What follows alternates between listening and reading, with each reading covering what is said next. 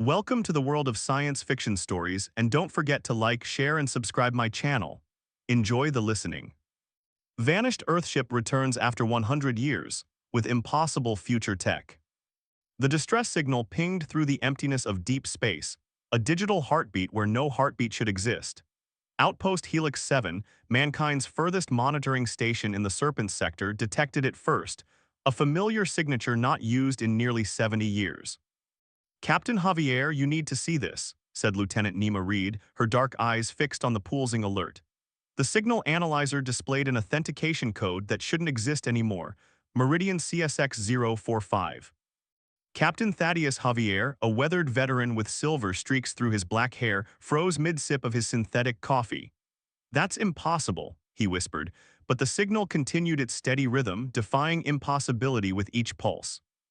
The Meridian expedition was legendary. Earth's most ambitious deep space mission vanished without trace 103 years ago while exploring the mysterious Cerulean Veil, a region of space where the laws of physics seemed to bend. The ship and its crew of 42 had become synonymous with humanity's hubris, a cautionary tale taught to every space cadet. "Location," Javier demanded, setting down his cup. "That's the other impossible thing, sir," Reed replied, her fingers dancing across holographic controls. "It's coming from Sector 12 Delta. That's barely 4 hours from our position." 4 hours after a century of absence. Within 20 minutes, Javier had assembled a response team. The Helix 7's fastest scout vessel, the Sparrow, disengaged from its dock with Javier himself commanding. Protocol demanded they inform Earth Command first, but Javier knew bureaucracy would cost precious days. If the Meridian had somehow returned, he needed to see it firsthand. "Approaching coordinates," announced Navigator Darius Wells, a young officer whose perpetual nervousness manifested in constantly adjusting his uniform. "Visual confirmation in 30 seconds." The bridge fell silent as the main viewscreen activated. At first, there was nothing but the velvet blackness of space scattered with distant stars. Then something shifted, a silhouette against the void, too geometrically perfect to be natural. "Magnify," Javier ordered, his voice barely audible. The image clarified, and collective gasps filled the bridge. It was undeniably the Meridian, the distinctive dual-hull design, the forward observation deck, the 8 massive engine nacelles arranged in their characteristic octagonal pattern. But something was profoundly wrong. The ship's hull, once standard titanium alloy plating, now shimmered with an opalescent quality that seemed to both absorb and emit light. Strange patterns like circuitry or perhaps veins ran across its surface, pulsing with soft blue luminescence. Most disturbing were the sections where the ship's original architecture had been rewritten. Structures that resembled organic growth had merged with the metal, creating hybrid formations that defied engineering logic. "What in God's name happened to it?" Wells whispered. Javier had no answer. "Hail them," he ordered. Communications Officer Priya Nair tried repeatedly, each attempt met with eerie silence. "No response, Captain, but I'm detecting minimal power signatures. Life support appears functional." "Radiation levels?" Javier asked, already suspecting the answer. "None detectable," confirmed Science Officer Rickard. "Whatever those modifications are, they're not leaking any form of radiation we can measure. There are, however, energy fields emanating from the ship that don't match any known signature in our database." Javier made his decision. "Prepare boarding team, full containment protocols." The journey across the void between ships was tense. Javier led the 6-person team himself, their magnetic boots connecting with the Meridian's altered hull with gentle thuds. Up close, the modifications were even more unsettling. The metal felt warm beneath their boots, and the glowing patterns seemed to react to their presence, subtly shifting direction as they approached. "It's almost like it's watching us," muttered Security Chief Lowell, her hand hovering near her weapon. They located an airlock that appeared mostly unchanged from its original design. After several attempts, they managed to activate the manual override.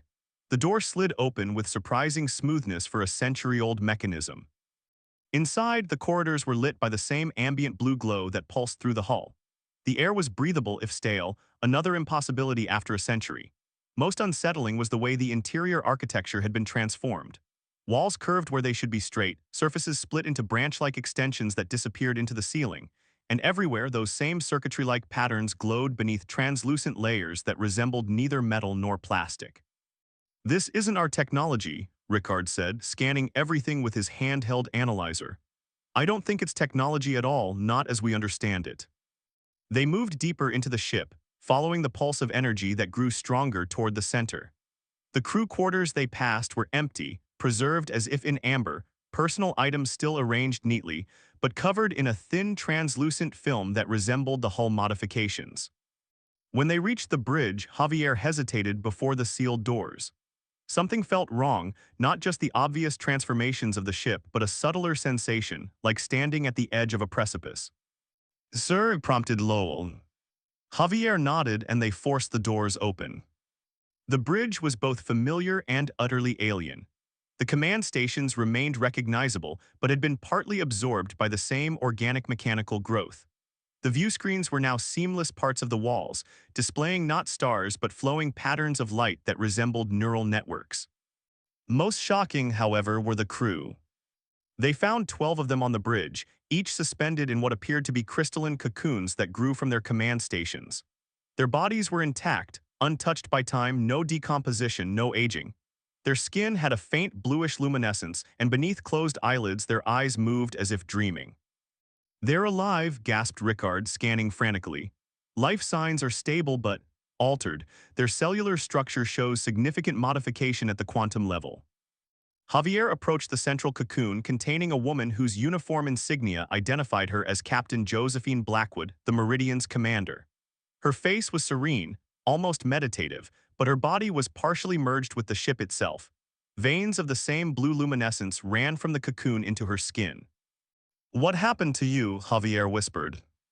As if in response, Captain Blackwood's eyes snapped open. They were entirely blue, glowing with the same light that pulsed through the ship. Her lips didn't move, but Javier felt rather than heard her response.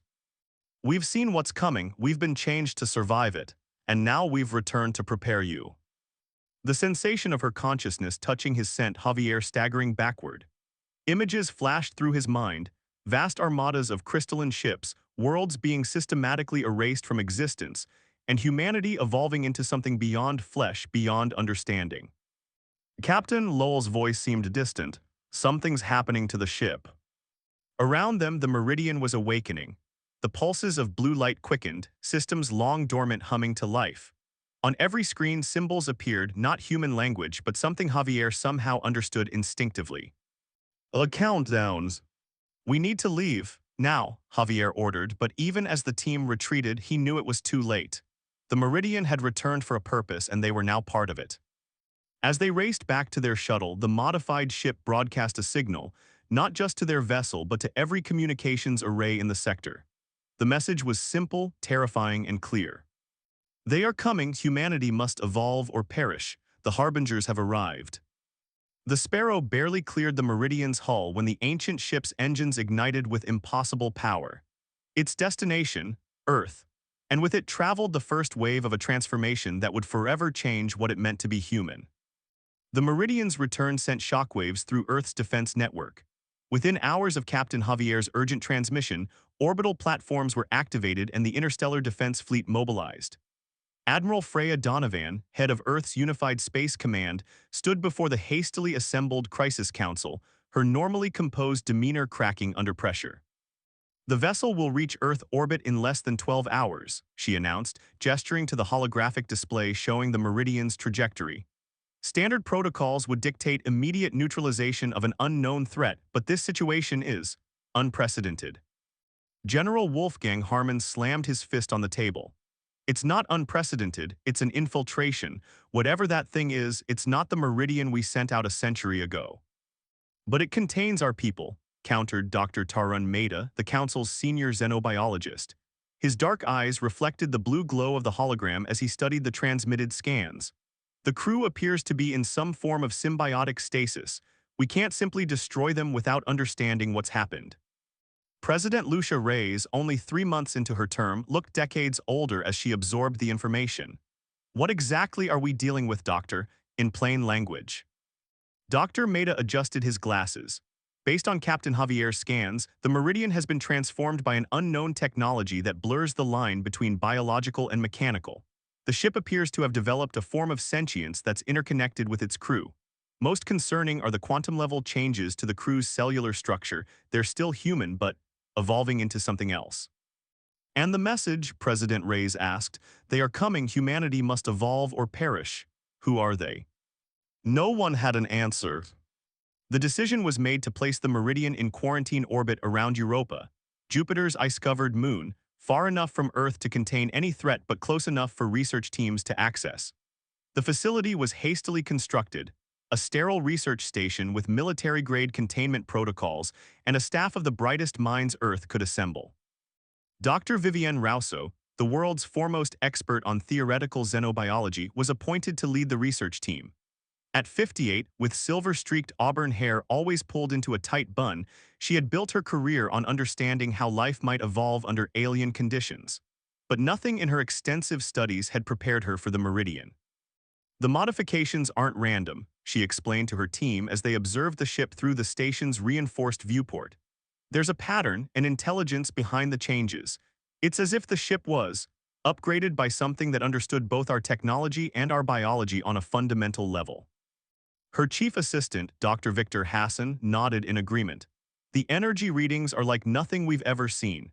It's generating power through what appears to be quantum fluctuations in spacetime itself, theoretically impossible with our understanding of physics. Then our understanding is incomplete, Rousseau replied simply. The first breakthrough came 3 days after quarantine began. The research team had managed to establish a one-way data link to the Meridian systems. While they couldn't access the ship's main computers, they discovered logs, fragments of the crew's personal journals that had somehow been preserved through the transformation. Rousseau sat alone in her office reviewing the recovered fragments. Most were corrupted, but a few entries from Captain Blackwood remained intact. Day 189, we've entered the Cerulean Veil. Standard sensors are useless here. Spacetime itself seems to fold in ways our instruments can't process. The crew is anxious, but this is what we came for, the unknown. Day 194, first contact, not as we imagined it. They weren't waiting for us, we interrupted them. Vast structures, impossible geometries. They noticed us too late to hide, too late to run. Day 232, they call themselves the Dominion. Not verbally, they communicate through manipulated quantum states. They've existed for millions of years, shepherding evolution across galaxies. They're not hostile, they're afraid. Day 267, the Dominion showed us what humanity becomes, why they fear us, our potential, our chaos, our inability to accept limitations. They've eliminated species for less. Day 301, the change has begun. The ship first, then us, not invasion preparation. The Dominion has enemies, ancient ones. They're coming for Earth not because of what we are, but what we might become. A threat to their order. Day 365, I understand now, we are becoming harbingers. The ship is the vessel, the crew is the message, Earth must prepare. Evolution is no longer optional. The final entry sent chills down Rousseau's spine. The Dominion granted us this gift to warn Earth. The Vanguard detected us. They're coming, 100 years to prepare, time is almost up. Rousseau immediately forwarded the logs to Admiral Donovan and President Reyes, along with her preliminary analysis. The implications were staggering. Not only had humanity made first contact a century ago, but they were now caught between two ancient cosmic powers. While the political implications unfolded, the research team made another discovery. The cocoons sustaining the Meridian's crew were beginning to pulse more rapidly, their blue luminescence intensifying. They're preparing to wake up, Hassan observed, monitoring the energy fluctuations. The cocoons are receding. Rousseau made the decision to enter the ship. Despite opposition from military advisors, she assembled a small team including herself, Hassan, and 2 medical specialists equipped with advanced biosuits designed to protect against unknown contaminants. The interior of the Meridian was even more transformed than initial reports suggested. The corridors seemed to breathe, surfaces undulating subtly as if alive. The blue luminescence responded to their presence, brightening along their path as if guiding them. They reached the bridge to find the cocoons nearly transparent, the crew members visible clearly now. Captain Blackwood's cocoon was the first to show signs of opening, the crystalline structure liquefying and being absorbed into the ship's structure. Vital signs spiking, reported Dr. Lena Novick, one of the medical specialists. She's regaining consciousness. Captain Josephine Blackwood's eyes opened slowly, still that uncanny luminescent blue but now focused, aware. She took a shuddering breath, her first in a century, and looked directly at Rousseau. How long? Her voice was raspy from disuse, yet carried an otherworldly resonance. 103 years, Rousseau replied. You're in quarantine orbit around Europa. Blackwood nodded as if this confirmed something. Then they'll be here soon, the vanguard. We need to prepare. Who are the vanguard? Rousseau asked, stepping closer despite Hassan's cautionary gesture. The enforcers, the Dominion's enemies call them purifiers.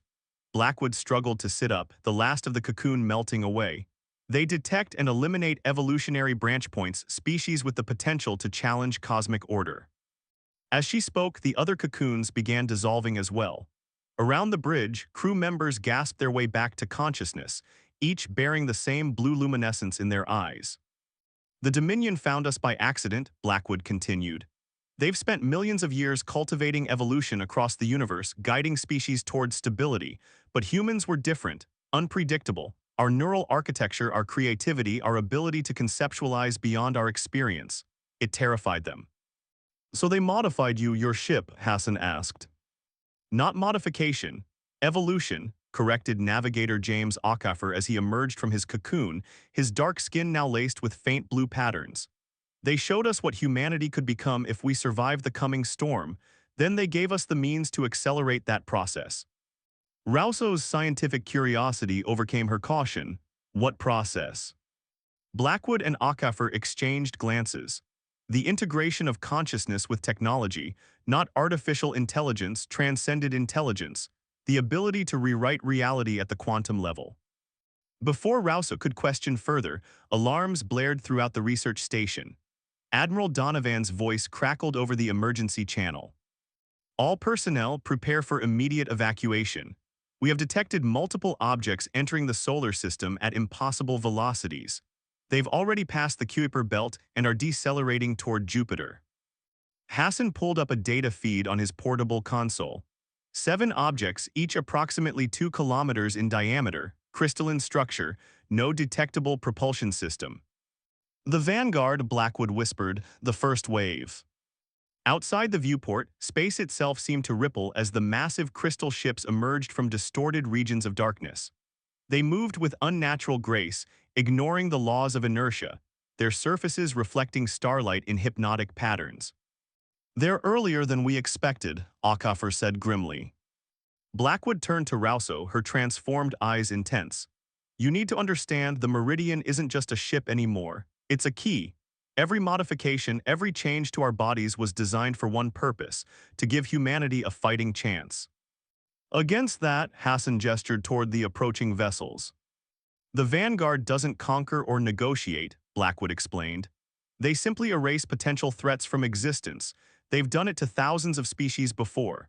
But the Dominion gave us something they've never encountered, a hybrid evolution they can't predict.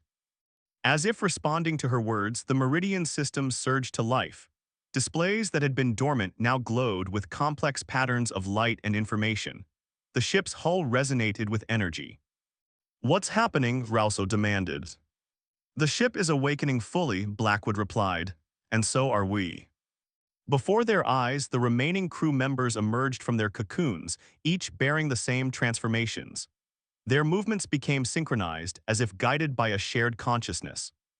You need to make a choice, Blackwood told Rousseau. The vanguard will destroy this station, then Earth. We can protect you, show you what we've become, but it will change you, forever. The crystal ships had surrounded Europa now, their formation suggesting imminent attack. Admiral Donovan's voice returned over the comm. Evacuation protocols failed. All ships have been disabled by some kind of energy field. We have less than 10 minutes before they're in weapons range. Rousseau looked at her team, then back to Blackwood. A century ago, humanity had sent explorers into the unknown. They had returned transformed, bearing both a warning and a gift. The question wasn't whether to accept it, but whether humanity was ready for what came after. Show us, Rousseau said finally, show us what we need to become. Blackwood nodded and placed her transformed hand against Rousseau's temple. The contact sent electric fire through Rousseau's nerves, her mind suddenly expanding beyond its boundaries. She saw the universe not as separate objects, but as patterns of energy and information, all connected, all malleable to the right kind of consciousness.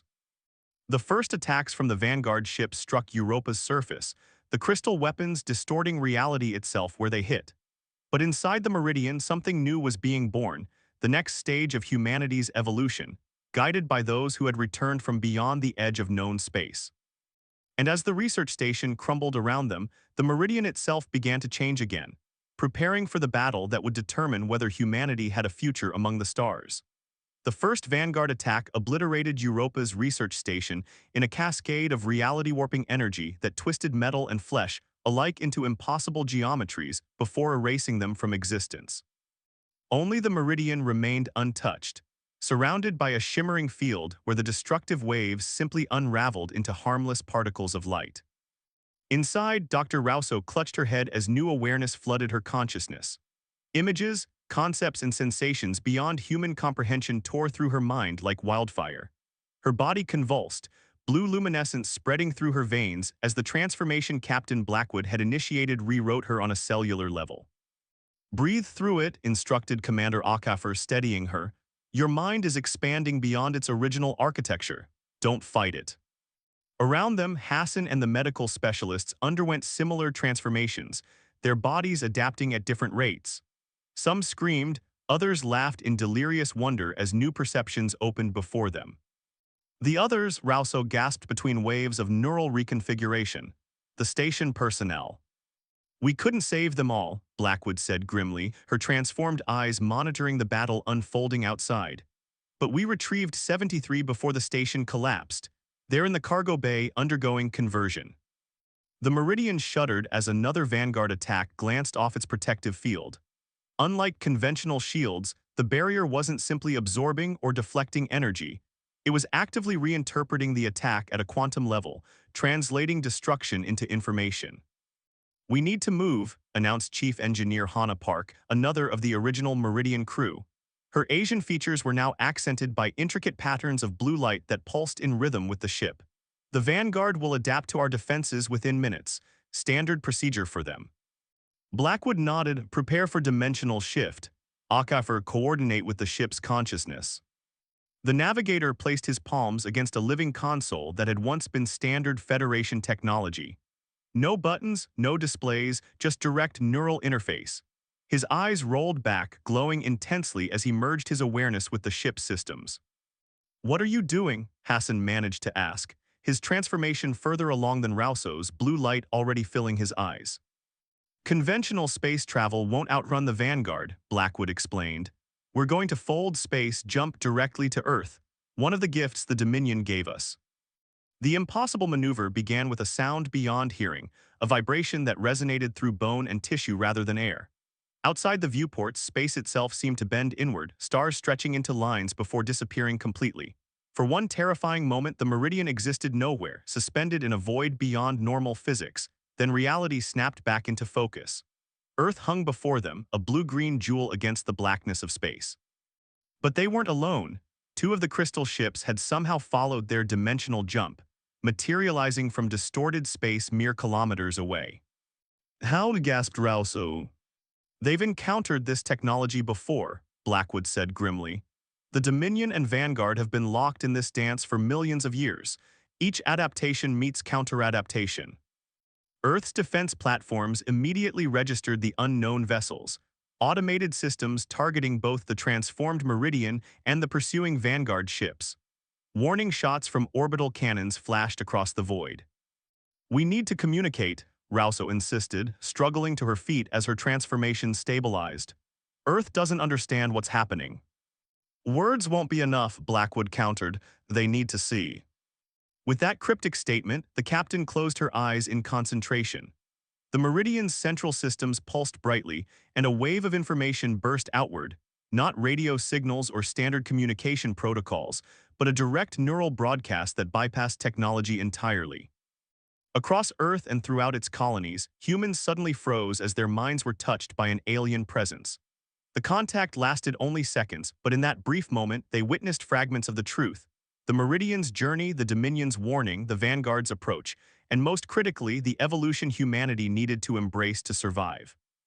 In defense command centers worldwide, military leaders who had been preparing to destroy the unknown vessels suddenly found themselves hesitating, the broadcast having planted seeds of understanding. It wasn't mind control. The Dominion's gift didn't work that way, but rather compressed experience, allowing humans to momentarily perceive reality through transformed eyes. Admiral Donovan, who had escaped Europa on the last shuttle before the attack, stood on the bridge of her flagship, the UES Dauntless, as the broadcast washed over her. When it ended, she made an unprecedented decision. All vessels hold fire on the modified Federation ship, she ordered. Focus defensive measures on the crystal structures only. The Earth fleet responded, redirecting their considerable firepower toward the vanguard vessels.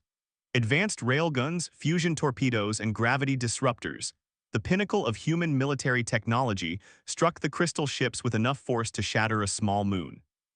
When the energy dissipated, the Vanguard remained completely untouched.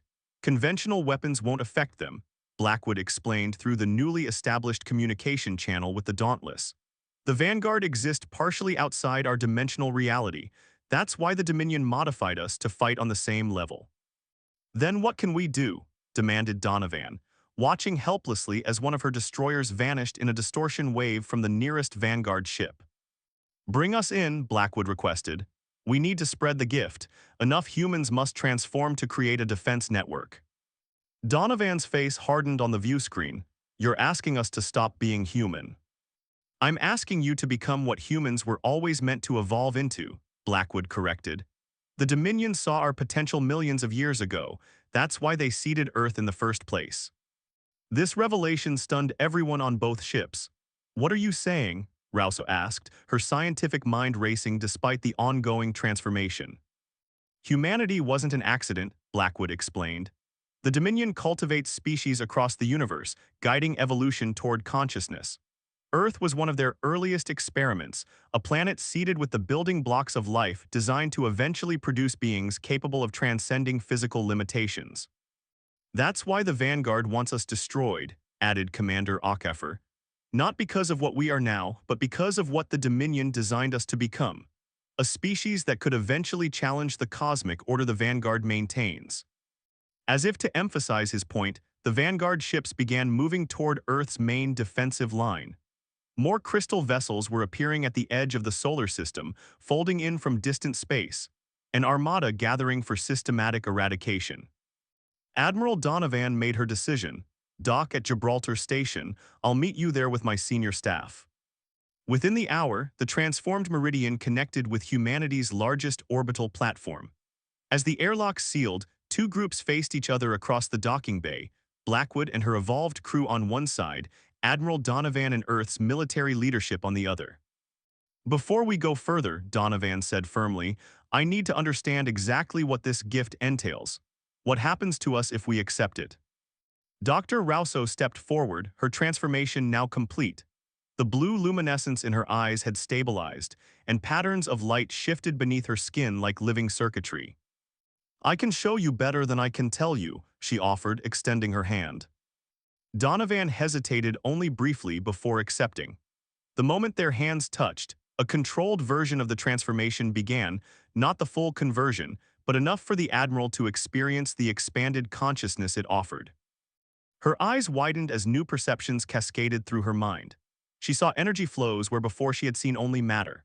She perceived the quantum underpinnings of reality, the malleability of spacetime, the interconnectedness of all things. Most importantly, she understood what the Vanguard truly was, not merely an alien force but cosmic antibodies attacking what they perceived as a universal infection, free will evolving beyond predetermined patterns. When Rousseau broke the connection, Donovan staggered back, her expression transformed by understanding.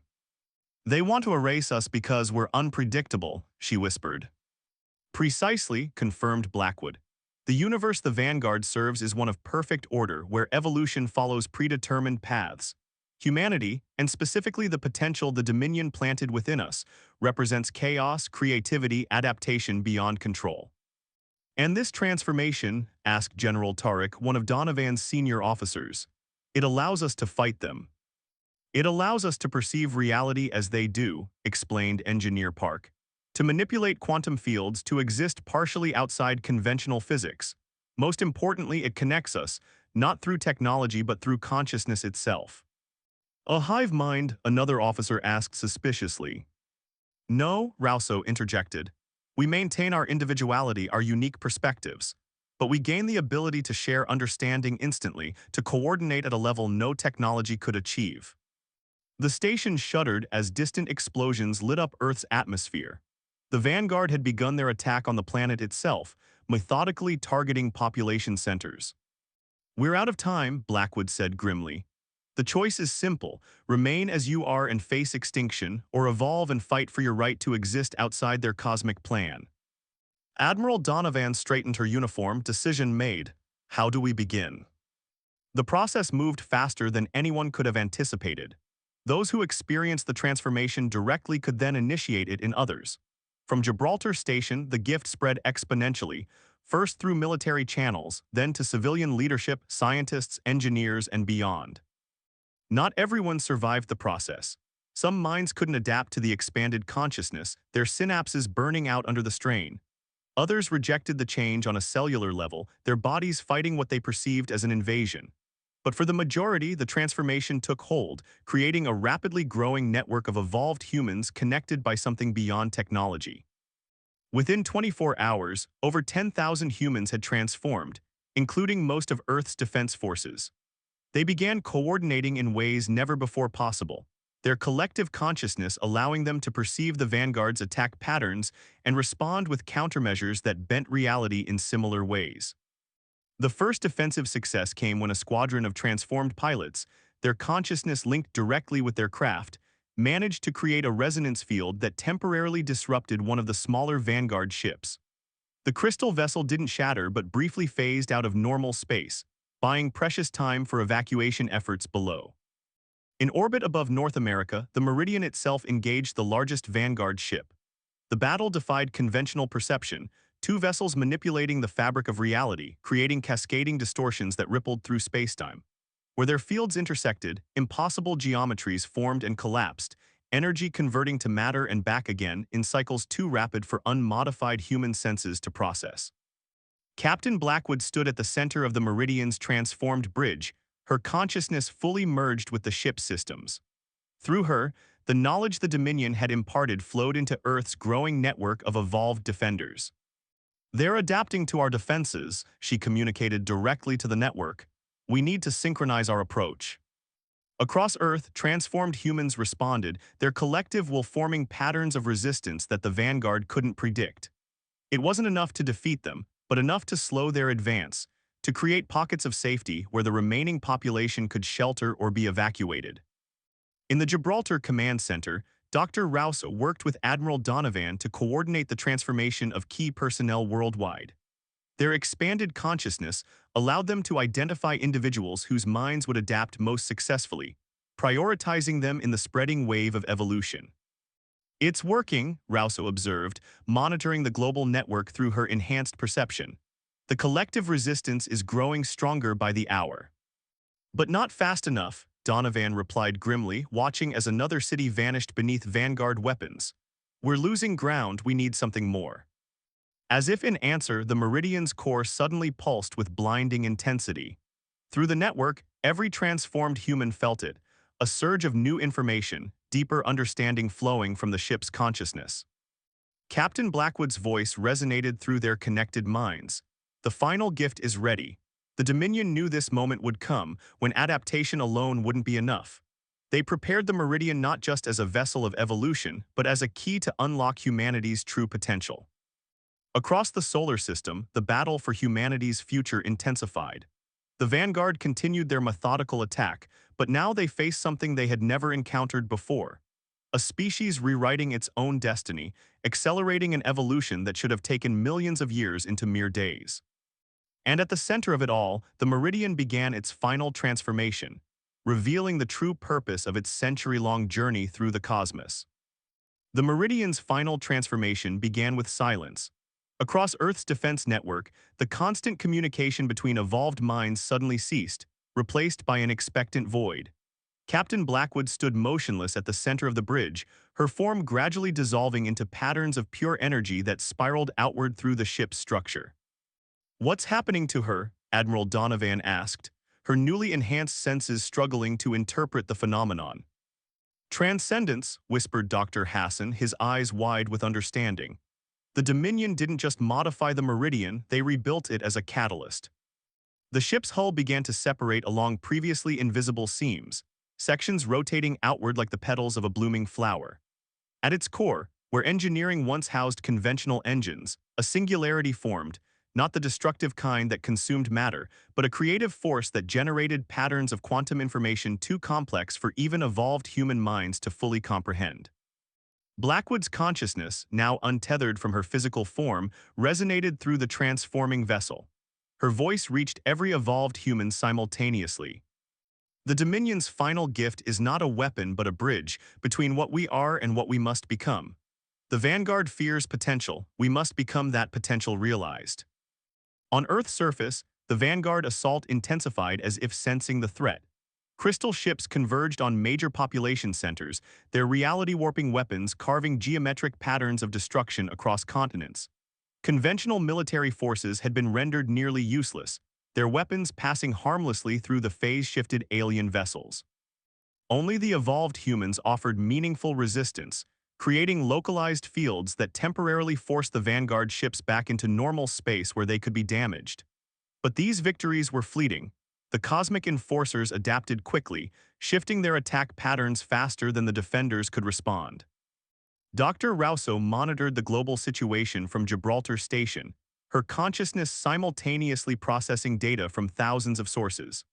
The casualties were mounting exponentially, millions dead or displaced within hours, entire regions rendered uninhabitable by spatial distortions. "We're losing," she communicated to the network. "Even with our evolution, we can't match their experience. They've been a racing species for millions of years." Through their shared consciousness, a response came not from Blackwood but from Navigator Okafor, who remained on the transformed Meridian. The Vanguard's advantage is time, millennia of adaptation and cosmic knowledge. The Dominion's gift allows us to compress that time. Above Earth, the Meridian completed its metamorphosis. What had once been a starship was now a structure defying conventional geometry, a lattice of energy and information that existed simultaneously in multiple dimensions. At its heart, where Blackwood's physical form had been, a nexus point pulsed with blinding intensity. "The protocol requires anchors," Okafor communicated. 7 minds to guide the transformation across the network, 7 perspectives to maintain human identity through the change. Dr. Rousseau understood immediately. Like a navigational array, focal points to ensure we don't lose ourselves in the expansion. Throughout the evolved network, 7 individuals felt themselves drawn toward the calling, not chosen arbitrarily but selected by resonance patterns within their transformed consciousness. Admiral Donovan was one, Dr. Rousseau another. 5 more across the planet, a quantum physicist in Beijing, a neurologist in Nairobi, a composer in Buenos Aires, a child prodigy in Jakarta, and a philosophy professor in Montreal, all felt the unmistakable pull. "What do we do?" Donovan asked, her military mind still seeking concrete action. The answer came not in words but in understanding, a comprehensive knowledge unfolding within each anchor's mind. They needed to synchronize, to form a meta-consciousness that could channel the Meridian's energy through the entire network of evolved humans. Across the planet, the 7 anchors entered a meditative state, their physical forms becoming secondary as their minds expanded toward the Meridian's nexus. The connection, when it formed, transcended anything they had experienced before, not merely shared thoughts but a unified perspective that spanned continents, orbits, dimensions. Through this unified consciousness, they perceived the Vanguard as they truly were, not conquerors or destroyers but caretakers gone wrong. Entities so ancient they had forgotten their original purpose, clinging to patterns established when the universe was young. Their fear of chaos wasn't malice but existential terror. The rigid mathematics of their being couldn't comprehend evolution beyond predetermined parameters. And in that understanding came the key to humanity's defense. The Transcendence Protocol activated simultaneously across Earth's network. From the Meridian's nexus, waves of quantum information cascaded through the anchors and into every evolved human. Their consciousness expanded not additively but exponentially, perception extending beyond 4-dimensional spacetime into realms where thought directly influenced reality. The first visible effect manifested around major population centers. Shimmering domes of energy enveloped cities under attack, not merely deflecting the vanguard weapons but unmaking them, reducing the reality distortions to harmless patterns of light. The barriers weren't technology or even conventional energy fields, but manifestations of collective will made tangible. In orbit, the Vanguard ships reacted with unprecedented coordination, converging their attacks on the Meridian's transformed structure.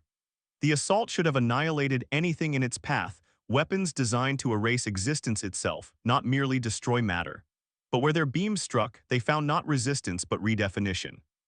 Through the network consciousness, Dr. Rousseau perceived what was happening at a fundamental level. The Meridian wasn't fighting the Vanguard, it was interpreting them, translating destructive intent into creative potential. Each attack became information, each attempt at erasure a new pattern of existence. Humanity's collective consciousness, channeled through the seven anchors, began to push back. Not with violence, but with possibility, introducing variations into the rigid cosmic order the Vanguard maintained. Where their crystal ships imposed mathematical certainty, the evolved network introduced quantum uncertainty. The conflict transcended conventional warfare. Across Earth and throughout near space, reality itself became fluid, responsive to consciousness rather than fixed laws.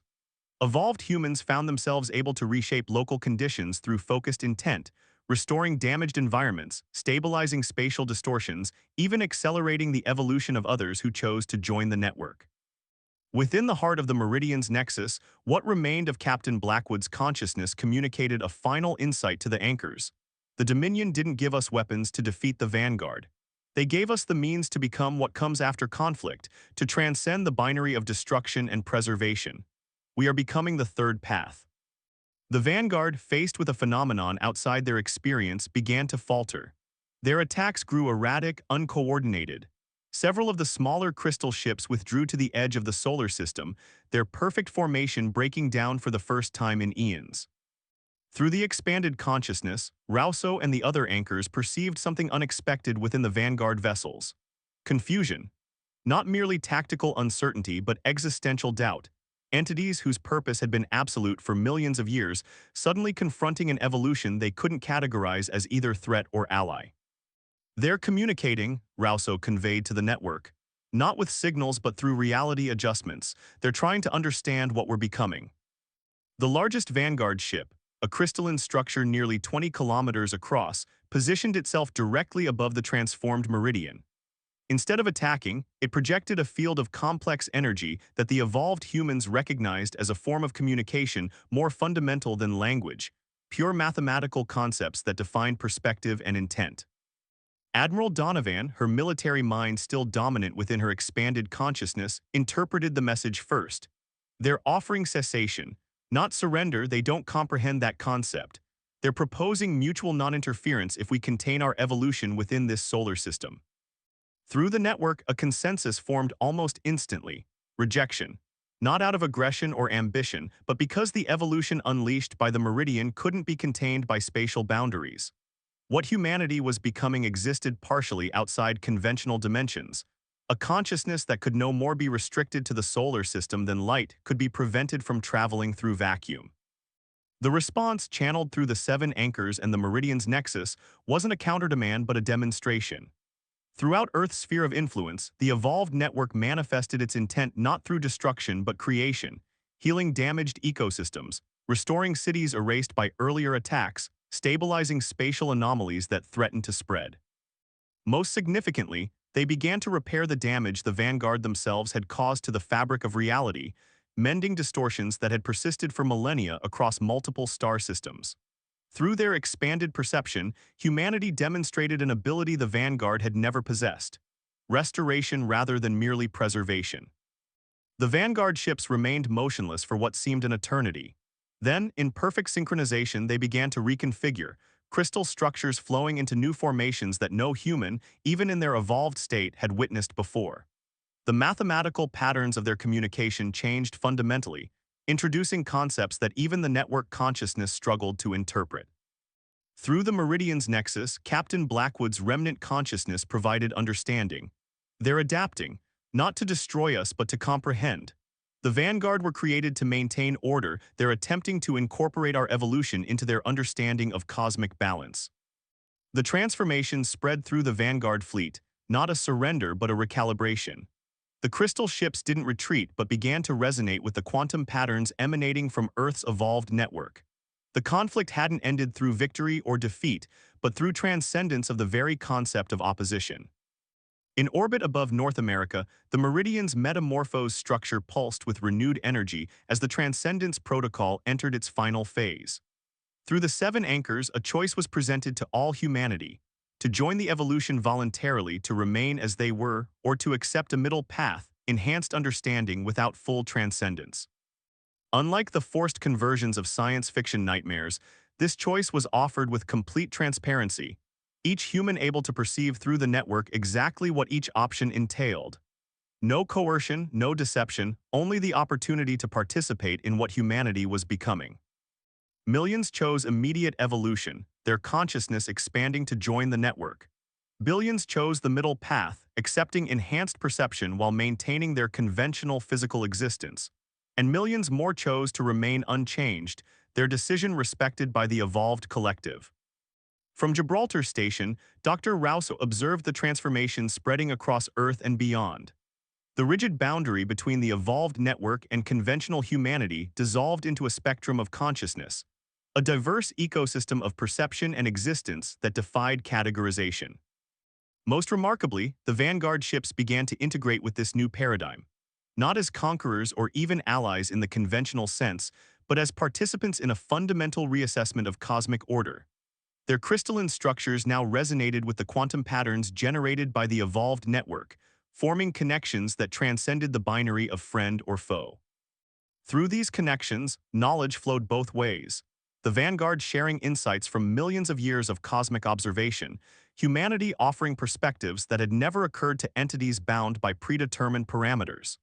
The exchange wasn't merely information but mutual evolution, each influencing the other in ways neither could have anticipated. Admiral Donovan, her consciousness expanded beyond recognition from her military beginnings, perceived the implications first. This is what the Dominion intended, not for us to defeat the Vanguard but to transform them, to introduce uncertainty into a system that had become too rigid to adapt. The Meridian's nexus pulsed in confirmation, Captain Blackwood's transcended consciousness communicating a final insight. The Dominion and Vanguard have been locked in opposition since the dawn of consciousness in this galaxy: order versus potential, preservation versus evolution. We are becoming the synthesis, the third path that honors both continuity and change. Across Earth and throughout near space, the transformation continued not as a singular event but as an ongoing process. The evolved network expanded its perception and influence, not through conquest but through connection, integrating with Earth's biosphere, with technology, with the quantum fabric of reality itself. The Vanguard ships remained in orbit, no longer enforcers but observers and increasingly participants. Their rigid mathematics gradually incorporating concepts previously alien to them: uncertainty, possibility, choice. From her perspective within the network consciousness, Dr. Rouse witnessed humanity's first steps into a form of existence beyond anything imagined in science or philosophy, neither purely physical nor entirely transcendent, but a continuous spectrum of being that honored both material existence and expanded consciousness. The Meridian, its purpose fulfilled, began a final transformation. The nexus that had channeled the Transcendence Protocol gradually dispersed, its energy and information flowing outward not as a directed force but as potential, seeds of evolution spreading beyond the solar system not as conquest but as possibility. What had begun as conflict ended not with victory or defeat, but with the emergence of something new, a paradigm beyond the binary thinking that had defined both human and Vanguard existence. Not utopia, for challenges and differences remained, but evolution unleashed from predetermined paths. Earth became not the center of a new empire or the birthplace of post-human supremacy, but the origin point of a third option in the cosmic dialogue between order and chaos. A demonstration that evolution need not mean destruction, that advancement could honor both past and future. And throughout the stars, the ripples of this transformation began to spread, not as a wave of conquest, but as an invitation to possibility.